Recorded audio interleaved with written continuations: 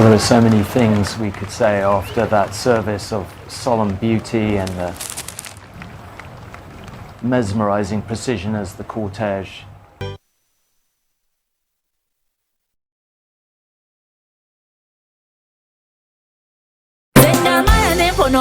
Muzigo ntayi abasite safety bampanira nga nsonda ka sente buli kanfuna bwe kawera bampa mutakalino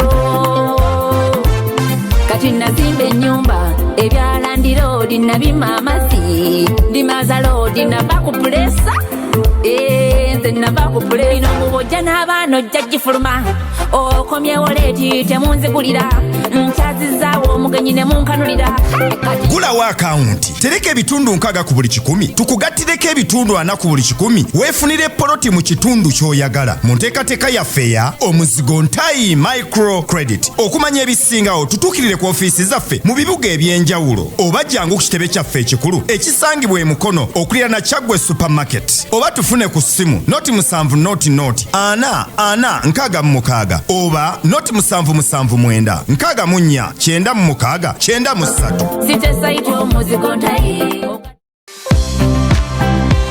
bwe tutandika okulirira mu myaka tufuna enkyukakyuka mibiri gyaffe era n'ensusu zaffe zitandika okufuna enkanyanya awamu n'enviiri okukyuka naye wayinza okubayo ekirungo ekiyambako okukuuma n'okuzza obuto olususu n'endabika y'omuntu kankwanjulire Biotino original ng'ono alimu biotin n'ebirungo ebiyita mu musaayi okusobola okuliikiriza omubiri gwo ne bigukuuma nga gulabika bulungi. Biotino original kino kye kirungo nnantawunyikamu ekigenda okukuuma enviiri zo olususu lwo ssaako n'enjala byonna ne bisigala nga birabika bulungi. Sigala ng'oli muvumo nga weeyagaza ate ng'olabika bulungi ne Biotino original. Amwetaze musange ku William Street mu pharmacies n'Wamanga, Vita Care Pharmacy, Ivan Pharmacy wamu ne Supermedic Pharmacies. Akolebwa ba IKEA UK n'asaasanyizibwa ba Vita Care. Tukubire ku noti 751 770 999 oba noti 7 noti 7 888 885. Did you know that corruption cripples Uganda's development? It's time for you and I to put an end on this. We can work together to end corruption. Let it be your responsibility to report to the established anti-corruption agencies. A corruption-free Uganda starts with you and I. Your right, your role. Say no to corruption.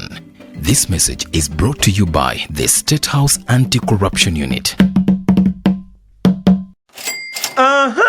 Kusanze njagala ettaka lyange n'ekyapa. Ettaka lyo lirino n'ekyapa tolina kyomanja. Wowenze musajja nfeze. Owaye gwakaaba wono kuwa pressure nga wekwata bannaffe aba Jumal Real Estates Limited bakafulu mu kugula n'okutunda ettaka. Bateekateeka estate saako n'ogikulaakulanya. Bapunta ettaka n'okuzuula ebyapa ebyakulako. Balina estate emukono kyetume mayangayanga Namasinda na Kivuma Busenya zirinaanye amazzi n'amasannyalaze. Zitandikira ku kakadde kamu n'ekitundu te naawe yeetaaze ekyapa bakikuweerawo. Enkola eya kibanja mpole ekkirizibwa. Basangibwa mayangayanga na Kivuma ku luguudo oludde Kawuku opposite ne transformer. Bakubire ku 0753 82 92 42 oba 0776 82 92 42. Jumal Real Estate Limited. Wali Katonda tewali kirema.